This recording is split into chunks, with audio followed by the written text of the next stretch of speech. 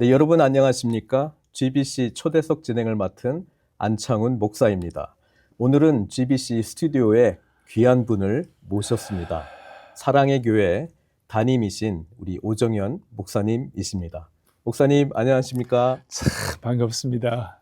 네, 우리 미주 복음 방송을 또 보고 들으시는 우리 시청자분들께 인사 말씀 부탁드리겠습니다. 날마다 우리 짐을 져주시는 구원의 하나님을 찬송하고 또 여러분들 각자에게 주신 수많은 기도의 제목을 선한 목자 되신 하나님께서 다 응답해 주시기를 간절히 바랍니다. 네, 감사드립니다.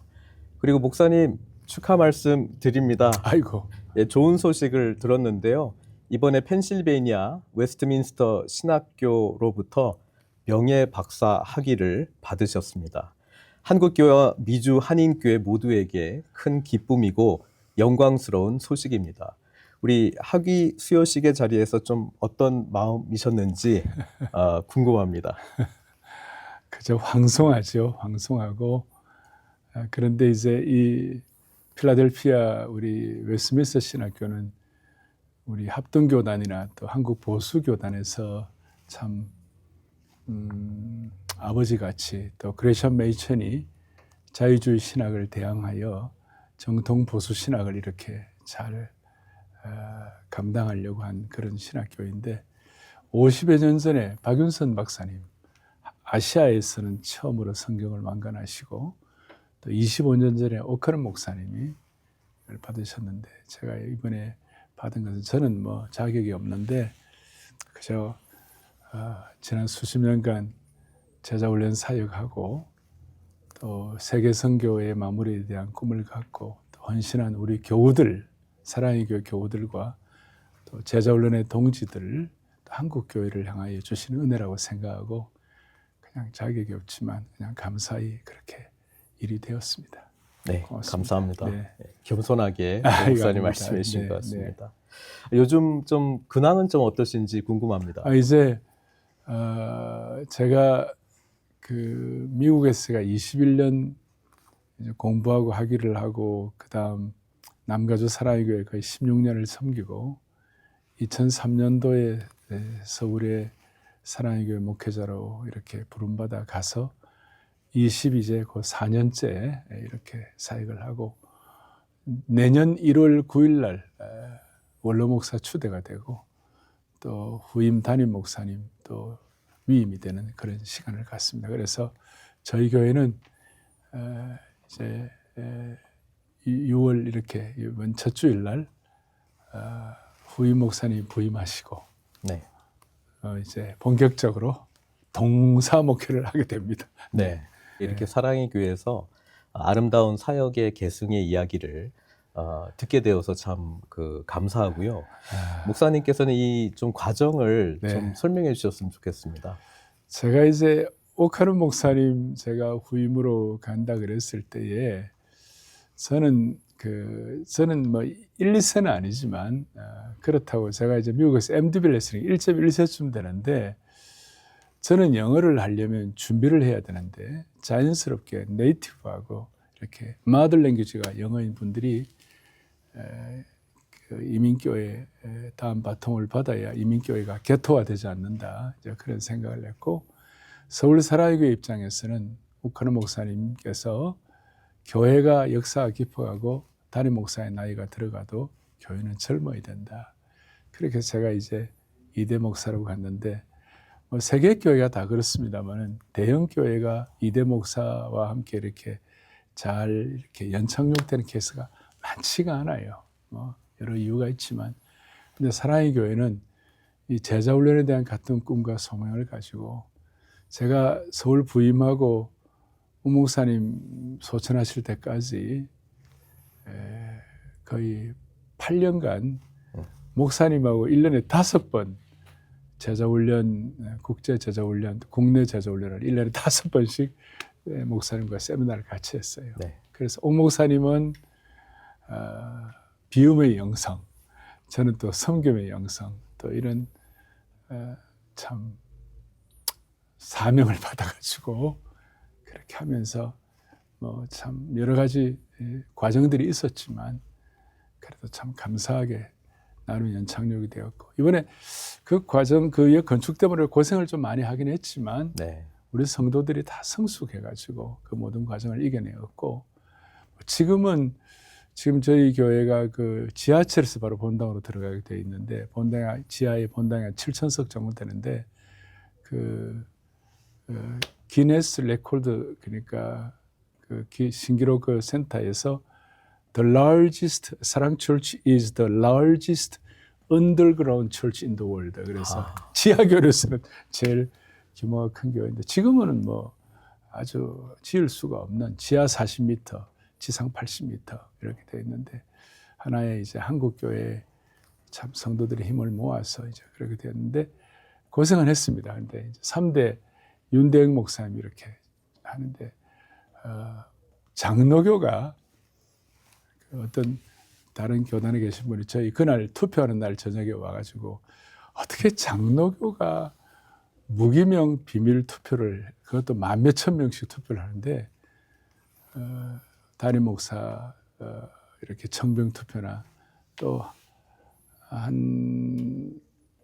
그러니까 한 넉 달 뒤에 원로 목사 또 추대 투표가 거의 뭐 96%, 98% 이렇게 되는 이게 참 특별한 그런 은혜를 저희들이 받았습니다. 하나님께 감사하고 성도들의 신뢰가 감사하고 또 한국교회 앞에 사명받은 자로서의 또 어떤 그런 은혜도 감사하고 또 청빙위원들께서 가지신 지혜가 있었어요. 그런 지혜도 있었고 그래서 뭐 우리 교회는 그야말로 어떤 면에서 감사하고 또 은혜로운 잔치 같은 그런 마음을 갖고 있습니다. 네, 감사합니다. 목사님께서 그 일대 오카는 목사님의 영성에 대해서 비움의 영성이라고 말씀하셨고 또 목사님께서는 섬김의 영성이라고 말씀하셨어요. 우리 3대 목사님으로 또 오시는 우리 윤대옥 목사님께 좀 기대하시는 영성이 있다면 어떤 걸까요? 윤 목사님은 참 그 인격적으로 굉장히 겸손해요. 제가 볼 때. 또 이런 말 하면 또 스트레스 받을지 모르겠습니다만 하여튼 인격적으로 굉장히 겸손하고 또 주변의 동료들과도 좋은 어떤 그런 신뢰의 관계가 있는 것 같고 그래서 아마 교회가 더 따뜻해지지 않을까. 그리고 한국 교회를 보이지 않는 자리에서 더 이렇게 겸손하게 헌신할 수 있는 그런 역할을 하지 않을까. 그런 기대가 있습니다. 네. 사랑의 교회 아까 24년 네. 섬기셨다고 말씀하셨는데 좀 여러 가지 많은 일들이 있었습니다. 목사님 그 중에서 그래도 한 가지 정말 이거는 참 좀 뿌듯하다 좀 나누고 싶은 게 있을까요? 제일 중요한 것은 저는 그 한 교회가 또 한 지역에 부흥하려면 어떤 한 부분만 부흥하면 안 되고 그 목회자의 그 인격의 역량 또 교회 자체의 그릇의 역량 또 새로운 시대와 새로운 문화에 대한 인식의 역량 소위 패러다임 시프트죠. 그러니까 목회자가 갖고 있는 인격의 역량이나 교회의 역량이나 이 세 가지가 잘 조화가 되어 교회가 이렇게 부흥을 하고 발전하는데 제가 고마운 것은 어느 교회가 부흥을 했다 그러면 그 교회에 뭐 숫자가 얼마나 모이고 뭐 그 교회가 뭐 재정이 얼마 이거는 하나의 겉으로 드러난 나중에 하나의 보너스고 그 교회의 진정한 그 영적인 역량은 목회자와 함께 같은 목회 철학과 목회 방향을 가지고 이 제가 말하는 철학은 무슨 세상 철학이 아닙니다. 어떤 비바람과 폭우에도 흔들림이 없는 신념, 확신, 근거, 토대가 같은 영적인 동지들, 사명자들 이분들이 목회자와 함께 살고 함께 울고 함께 참 피땀 흘릴 수 있는 이런 영적인 동력자들이 몇 명이나 있느냐가 그 교회의 역량이고 사역의 사화를 결정하는 것이라고 생각합니다.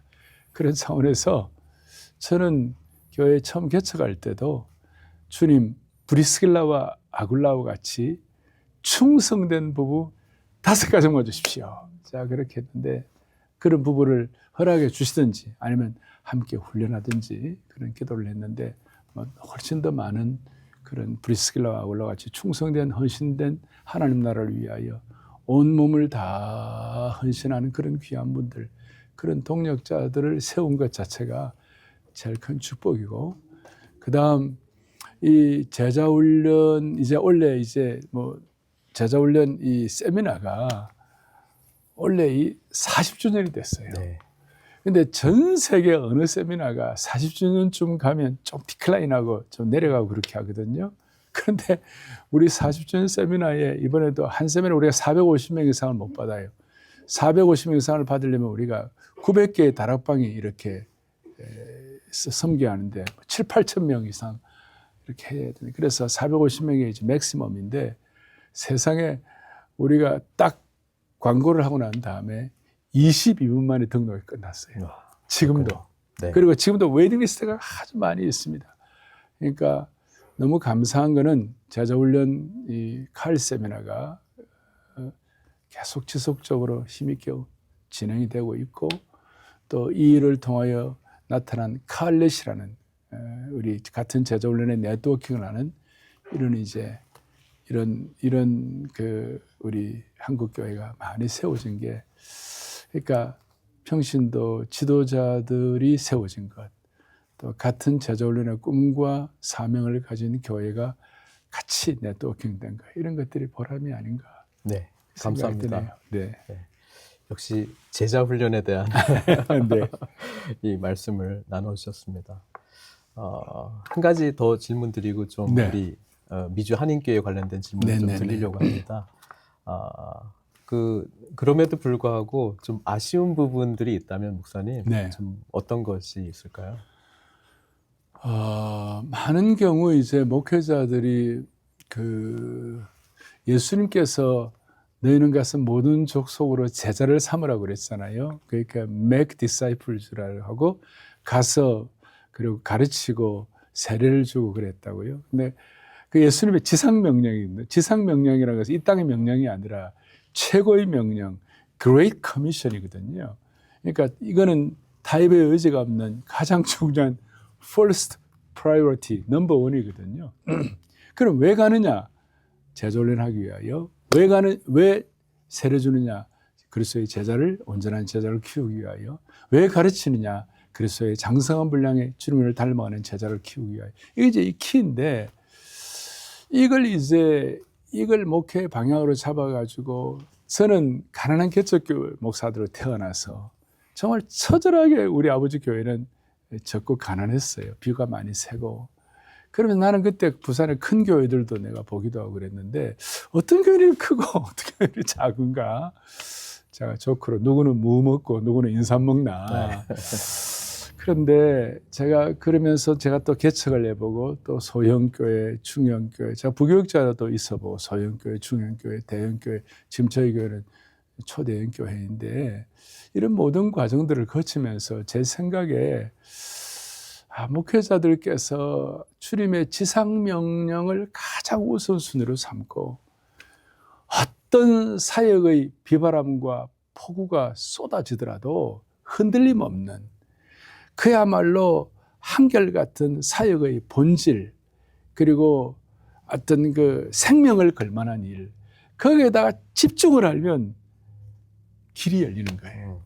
그리고 사역에 누수가 없는 거예요.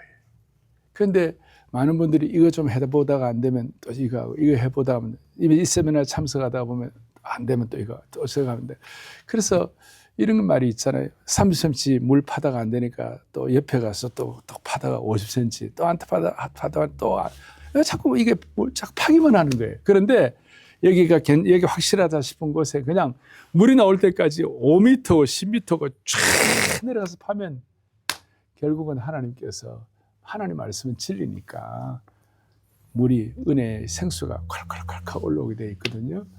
그런 차원에서 저는 우리 이제 목회자들에게는, 또 우리 동력자들에게는 주님의 지상 명령을 딱 집중해서 한결같이 변함없이 꾸준하게 충성되게 끝까지 저희 교회는 한병꾸충 끝이라고 한결같이 변함없이 꾸준하게 충성되게 끝까지 그렇게 하면 하나님이 반드시 거기에 우미 돋고 싹이 나고 또 꽃이 피고 열매가 맺히는 은혜를 주시리라고 저는 확신합니다. 네, 감사합니다.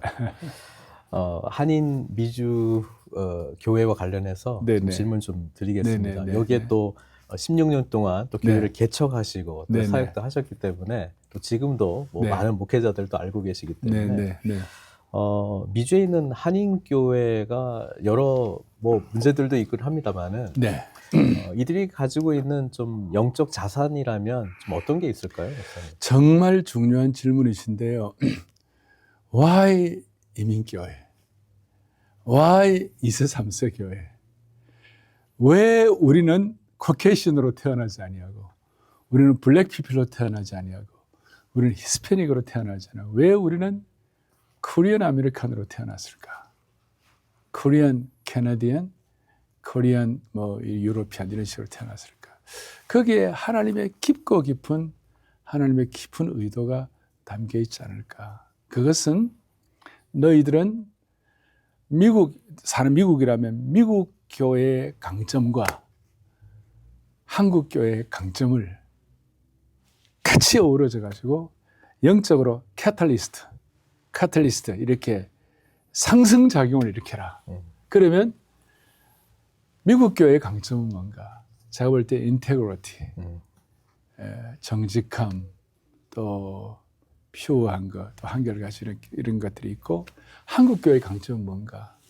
고난을 이기는 신앙, 그 다음에 소위 인티오지즘, 이 세상 어떤 나라와도 비교할 수 없는 헌신과 열정이 있고 집 팔아서 건축하고 전세 사는 사람이 월세 살면서 교회에 헌신하고 한국 교회는 네비우스 정책을 통하여 한국 교회 스스로 그렇게 되었기 때문에 저는 확신하는 게요.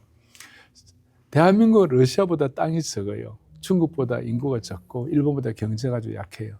그런데 대한민국이 러시아나 중국이나 일본보다 더 강한 것이 있어요. 그것이 뭐냐? 한국 교회가 강해요. 영적으로 강해요. 네. 그래서 우리나라는 영적으로는 러시아나 중국이나 일본을 우리가 겁내지 않습니다. 겁내지 않고. 그래서 한국 교회의 강점인 고난을 이기는 신앙, 하나님 나라에 대한 전적인 헌신 자본, 고난 자본, 미국 교회의 강점인 인테그리티 이런 것들을 상승작용을 가지고 세계 교회를 위한 그야말로 글로벌 스탠다드에 도움이 될 수 있는 하나님 나라의 위대한 인물을 키워야 된다. 왜냐하면 다니엘이 디아스포라였다. 잘 아시는 대로 조셉의 창고, 그 당시 고대 근동 사회의 모든 그 흉년을, 그 배고픔을 다 처리한 사람이 요셉인데, 요셉이 디아스포라였고, 그리고 다니엘의 그 제국을 통하여 그때 다니엘을 통하여 수많은 사람들이 또 이렇게 새로워졌고, 또 신약에 뭐 바울도 어떻게 보면 디아스포라 아닙니까?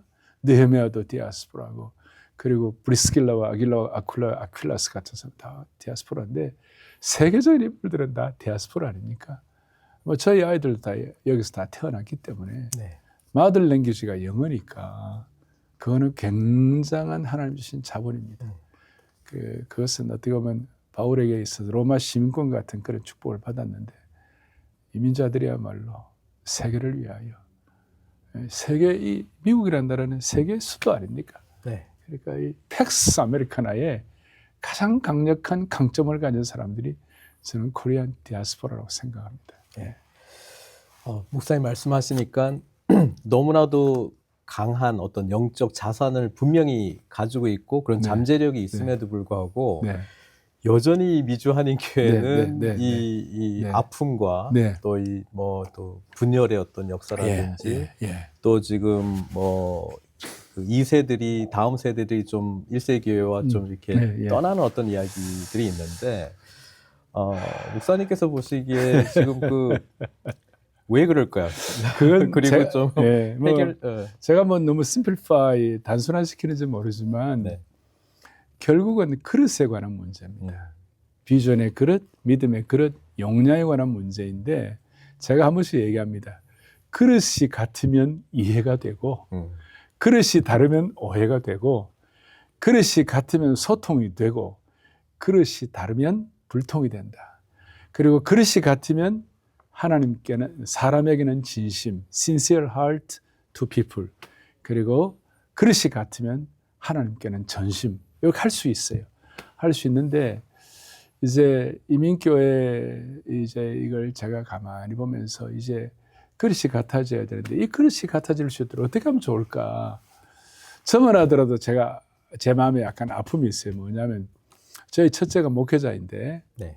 미국에서 태어나서 미국에서 대학 나오고 여기서 신학교 다 나오고 꿈을 가지고 서울에 가 지금 서울 방배동에서 인터내셔널 철치에 뉴 서울 철치라고 이제 한 개척한 지 한 3년 정도 됐는데 한 200여 명 모여요.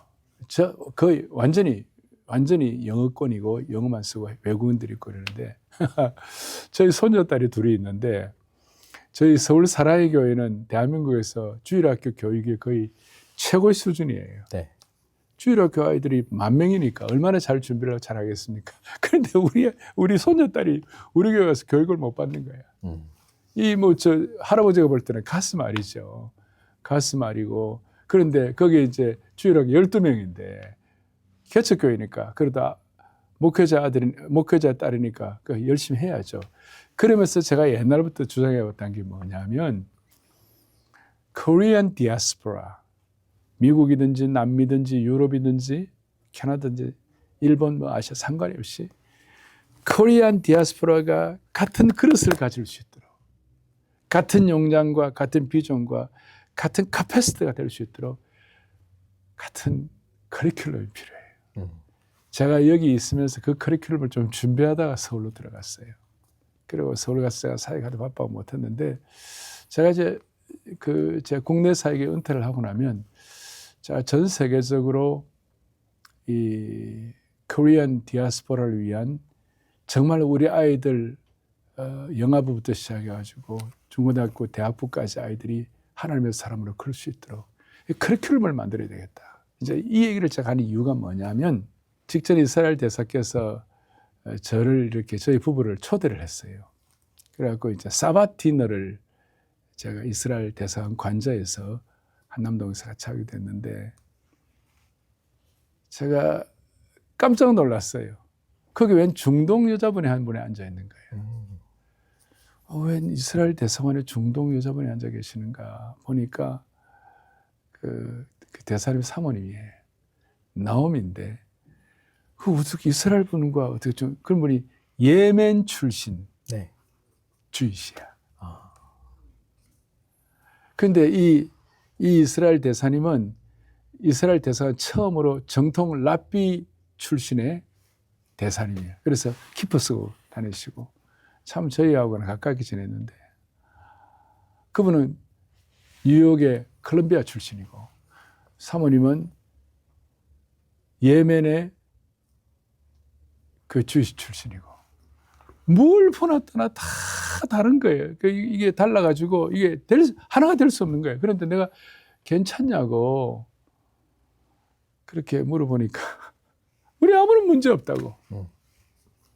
컬처럴리 문화적으로 교육적으로 아무 문제 어떻게 문제가 없냐고 그러니까 우리는 어릴 때부터 교육이 똑같았다 했던 거예요. 똑같은 커리큘럼, 똑같은 문화, 똑같은 역사, 똑같은 토라, 똑같이 교육받고 똑같은 음식 어디에 살아도 같은 걸 하니까 차이가 없다는 거예요.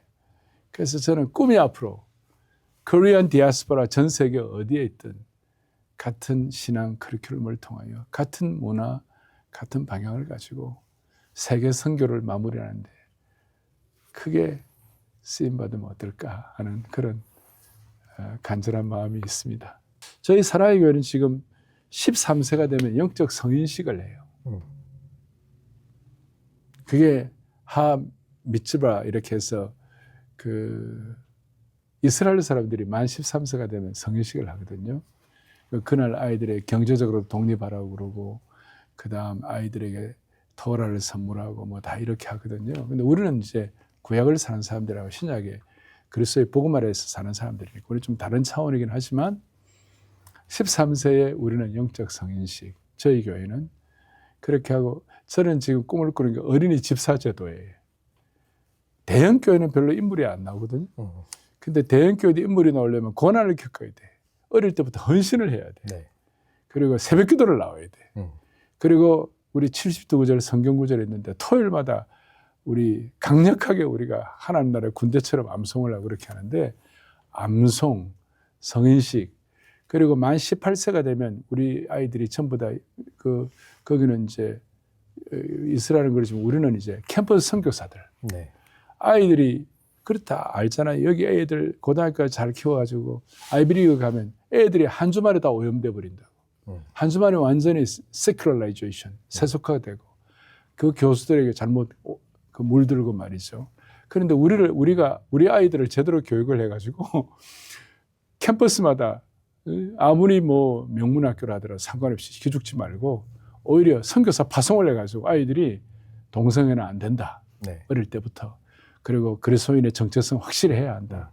성경의 절대권이 예수 그리스도의 유일성 이런 것들을 확실하게 심어주는 그렇게 할 때에 오히려 좀 힘들고 그렇지만 사명 가진 아이들이 결국은 주님의 제자가 되는 것이에요. 네.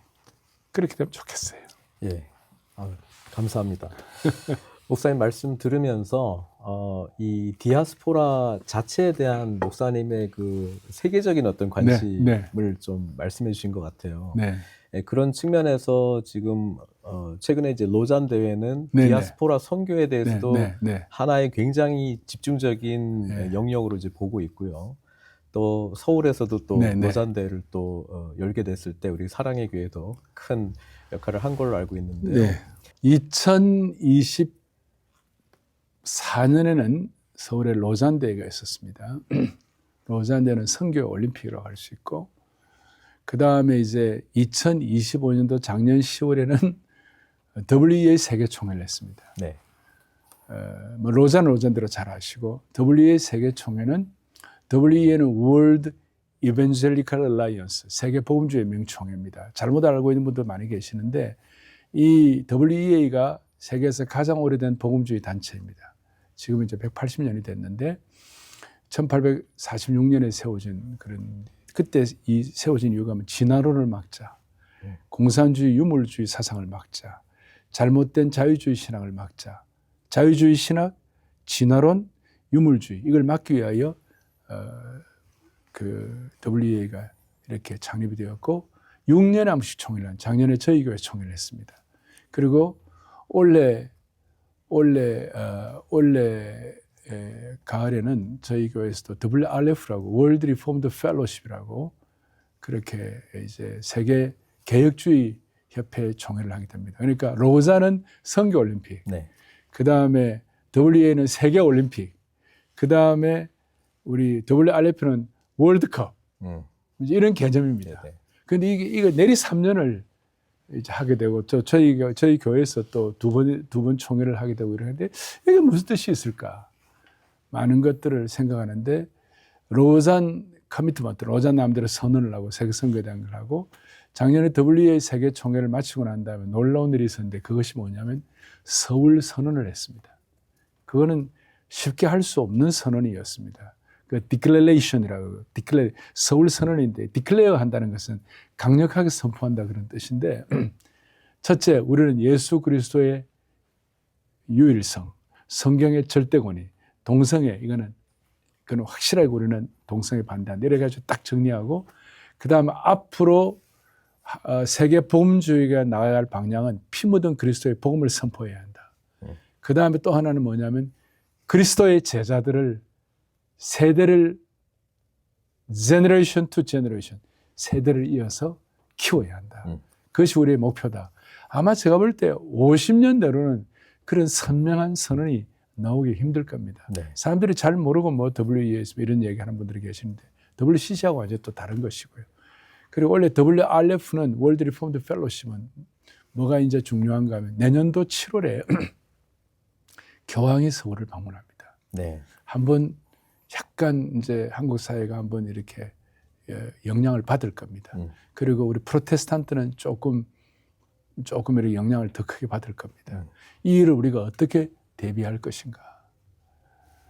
참 사람들이 한국 기독교에 뭐 서로 이렇게 막 서로 막 뭐라 그러고 뭐 아군끼리 싸우고 뭐 서로 비난하고 이런 것도 많이 있잖아요. 그래서 기독교가 많이 어려울 생각했는데 2015년도에 인구 센서스를 하고 2025년도 작년 센서스라고 했는데 2015년도에 처음으로 그동안 대한민국의 1위 종교가 불교였는데 기독교가 1위가 되었고 또 작년에도 기독교가 1위 종교이지만 디클라인 한다고 생각했는데 그래도 0.3% 늘었어요.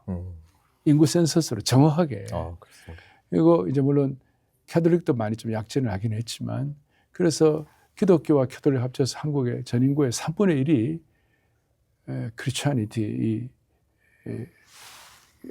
천주교와 우리 기독교가 이렇게 되었는데 정말 이 로잔 선언이나 특별히 WEA 세계 복음주의 연맹 서울 선언이 앞으로 이제 역할을 할 것이고 무엇보다도 이번에 10월 달 종교개혁 기념주일날 열리는 4년 만에 한 번씩 열리는 우리 WRF 세계총회 저희 교회에서 열리는데 이 WR 월드 리폼드 펠로십을 통하여 내년도 교황 서울 방문을 미리 교회사적으로 그다음 신학적으로 그다음에 성경적으로 또 교회론적으로 잘 이렇게 준비할 수 있는 그런 계기가 되면 좋겠다. 그렇게 준비하고 있습니다. 네. 서울에서 목사님 말씀 듣고 보니 중요한 지금 네. 모임들이 계속 네. 이어져 오고 네. 있는데요. 네. 지금 그런 관점으로 또 목사님께서 좀 전 세계적으로 일어나는 일들을 보면서 우리 또 미주 한인교회들에게 좀 주실 수 있는 어떤 좀 도전 또는 과제가 있을 것 같습니다. 참 기가 막힌 게 이번에 제가 브라질을 갔잖아요. 브라질 칼 세미나를 갔는데 브라질로서는 제가 20여 년 이상 투자를 해서 지금 7차고 우리 칼 세미나가 브라질은 128개예요. 40년 동안 128개 이게 만만하지 않지 않습니까? 세상에 브라질을 갔는데 10월 달인가 BTS 공연이 표가 지금 다 팔렸어요. 그렇습니다. 지금 이제 6월 초인데 그러니까 벌써 5월 달에 다 팔린 거예요. 네. 이건 있을 수가 없는 거예요. 어떻게 이런 일이 있을 수 있나.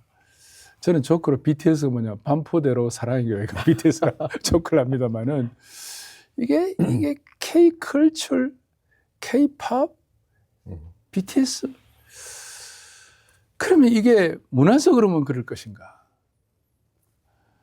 그러면 제가 생각하기에 한국 교회는 그 우리 소위 이제 K-붕이라고 그러는데 단순히 이거는 코리안 리바이벌이 아니고 저는 킹덤 리바이벌, 하나님 나라 리바이벌을 생각하고 그리고 아시는 대로 테네시의 붕이 2020년도에 테네시의 붕이 2023년도에 에스베리 붕으로 갔어요. 에스베리 그 케빈 브라운 박사, 에스베리 대학 총장 그날 그 당사자였던 케빈 브라운 박사께서 우리 교회 2번이나 오셔가지고 서울에 와서 간증을 하고 있는데 참 감동이 됐거든요. 에스베리의 붕 그것이 텍사스의 붕으로 갔고 텍사스의 붕이 지금 그 트라팔카의 붕으로 갔는데 지난 4월 8일 아침 6시 우리 교회는 486이라고 그러는데 그날 새벽 4시에 15,000명의 성도들 또 이렇게 전 세계에서 인터넷과 SNS로 동시에 참여하면 3만 명이 되는데 3만여 명이 아침 4시 우리는 4시부터 7시까지 한꺼번에 말씀, 기도, 찬양 그 자리에서 하거든요. 근데 아침 6시에 4월 8일 아침 6시에 성령의 강력한 기름 부으심과 변화와 회개와 사명과 찬양과 눈물과 은사가 그냥 물부터 됐어요. 그래서 야 이게 에스베리의 부흥이 서초동의 부흥으로 왔나? 이렇게 말씀할 정도로 그러니까 한국 교회에 갖는 독특한 자본이 있어요. 기도 자본, 특세 자본. 세종의 가장 아름다운 새가 특세고 부모의 새벽기도가 자녀의 평생 축복이고 조크로 제가 자녀의 새벽기도, 부모의 노후 대책 이렇게 특색 기도, 그 다음에 한국 교회의 헌신 자본, 한국 교회의 말씀 자본. 지금 저희 교회만 하더라도 1년에 한 번씩 저희 교단에서 한 번씩 성경고사 대회를 해요. 네. 지금 거의 70회 다 돼 가는데 제가 한 60년 전에 거의 58, 9년 전에 그 성경고사 대회 참석해 갖고 이제 한 기억이 나는데 10,000명이 모여요. 10,000명이. 아, 그렇군요. 성경고사 대회 참여하는 학생 5,000명. 그다음에 교사 학부형 5,000명. 제가 일종의 영적 과거 제도라고 말하는데 전 세계 이런 나라가 없어요. 네. 그리고 대한민국이 가진 축복 중에 하나가 뭐가 있냐면 지금 보세요. 많은 미국의 유수한 신학교들이 많이 약해졌잖아요. 네. 그런데 서울 총시만 하더라도 뭐 장신도 마찬가지지만 총시만 하더라도 아직까지 300한 230명의 MDB 신학생 들어오고 이 신학생 들어가 그냥 왔다 갔다 하는 게 아니라 3년 동안 기숙사에서 1,000여 명이 총시는 새벽기도 다 하거든요. 총장님부터 새벽기도 나간다고.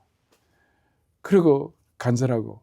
그러니까 한국에 지금 적어도 3, 4천 명의 신학생들이 기숙사에서 3년 동안 한결같이 이렇게 말씀으로 준비하고 기도로 준비하는 이런 나라가 전 세계에 없습니다. 그러니까 이 한국교회 영성이 우리 이민교회에 잘 더 이렇게 연계가 되어가지고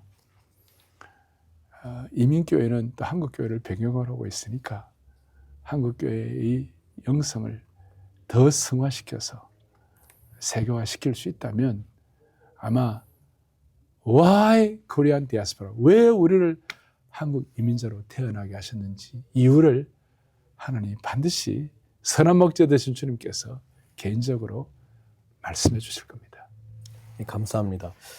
다음 세대를 향한 통합하는 어떤 그 커리큘럼에 관한 말씀도 하셨지만 은퇴 이후에 목사님의 계획이 좀 궁금합니다. 뭐 저는